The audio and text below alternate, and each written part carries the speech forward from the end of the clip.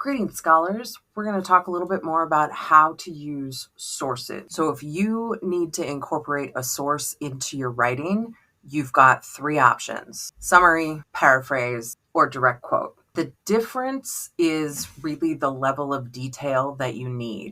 Think about how little you need to be able to get their point across. A big part of using sources is making sure that there's a very clear delineation between what is your space and what is their space. And that's what that citation does for you. You'll have the parenthetical reference in the text that is kind of a wall at the end of their space. And then you get a chance after that to discuss, analyze, critique, use the source. A paragraph should never end with a citation because that means you didn't use it. If you have a citation, it is you bringing something into the text to talk about. Nothing is obvious. If it's taking up space in your paper, then it needs to do something for your argument. You need to talk about how it is a concession for your argument, bolsters your argument because experts agree with you. Whatever you are using the source for, you need to go ahead and use it after you present it. With direct quotes, you are not married to sentence. You do not need their whole sentence. You may only bring out a phrase. You may only bring out one word. The important thing about using a quote is that the actual words or language choice has to matter. So if you're quoting directly, it's because exactly how they said it is part of what you're going to talk about. That means for the most part, you're going to need to use summary and paraphrase.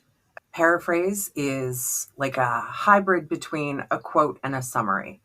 It's your words like a summary, but you may be keeping basically the same level of detail as a quote would have given you. Usually you're paraphrasing a much smaller section of writing because you're focused on the detail of that section. Sometimes you may need to summarize some context for us before you paraphrase something. So these things can work in combination with one another. The danger with paraphrasing is patch writing, which is staying too close to the guardrails of using exactly their language structure and just trying to replace enough words that it's not a direct quote.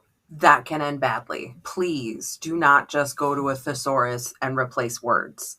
Even though words have related meaning, as I've said before, and I'll say again, there is no such thing as a synonym in the English language. There's nothing that is a one-to-one equal. I can give you the example, the direct quote being, "The vegetarian diet can have positive results for your appearance, as well as making your skin more even." The paraphrase that I was given was, "Being vegetarian can make your flesh more consistent." Not quite the same thing. I've got some tips for you on how to avoid patch writing. Because you are developing your own formal style right now, you need to find your own feet and your own words, how sentence structure makes sense to you. And your formal style can feel like a ill-fitting suit to begin with, where you just use bigger words than you normally would talking.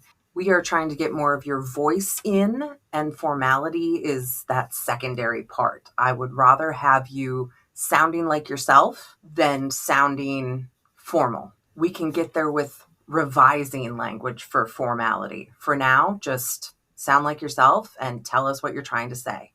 Some tips I have for early formal style writers to be able to get away from patch writing, because patch writing is a form of plagiarism. It isn't deliberate, but it's still plagiarism. Taking the idea, the sentence that you want to paraphrase, and reading it, closing the book or closing the file, and then text it or write like you're texting it as a hot piece of gossip to your best friend, using the most informal language you can possibly use to just directly get the point across. And then when you go to refine it into your paper, you are working from your own extremely informal writing, and then you formalize it.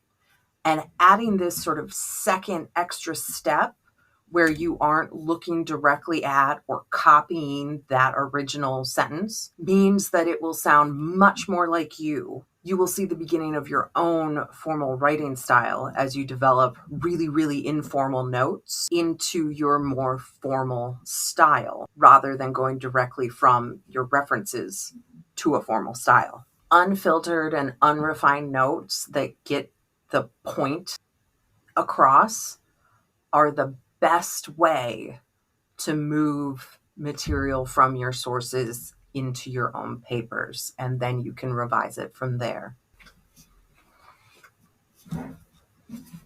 Finally, go back and check the source and look at that sentence to see if you've changed up the order of ideas, the grammar, the vocabulary, the sentence structure enough, or did you remember the one word that they used as a verb and it just sort of sunk in that way? So even when you were writing it really informally, you borrowed that again. Or maybe when you formalized it again, you remembered the original sentence and ended up kind of copying it. So go back and double check your comparison to see whether or not you played Mad Libs and switched a few words around, or if that informality and then revising your own words made a unique paraphrased statement.